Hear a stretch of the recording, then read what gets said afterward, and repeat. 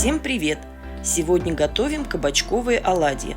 Но не просто кабачковые оладьи, а в кабачковых кольцах. Блюдо получается интересным, оригинальным и очень вкусным. Нам понадобится 1 кабачок, примерно 250 грамм, мука пшеничная 3 столовые ложки, 1 яйцо, соль и черный молотый перец по вкусу и растительное масло ложки 3 столовых. Кабачок лучше всего выбирать молодой. Он нежнее по сравнению со зрелым и в нем нет жестких семечек. Кабачок вы мойте, обрежьте края. Нарежьте кабачок тонкими кружочками. Теперь из кабачковых кружков сделайте колечки, вынув серединку с помощью рюмки. Вынутые серединки кабачка натрите на мелкой терке. Отожмите натертые кабачки от сока.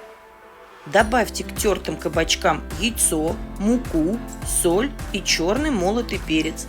По желанию также можно добавить измельченный чеснок, какие-нибудь сушеные травы или ваши любимые специи. Перемешайте. Масса должна напоминать тесто для оладий.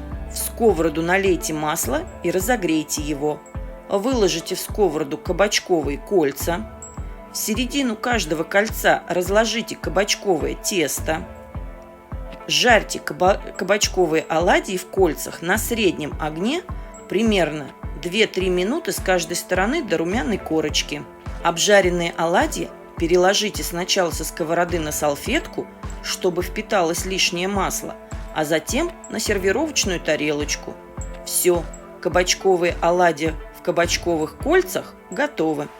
Подавайте кабачковые оладьи в кабачковых кольцах к столу в горячем виде со сметаной.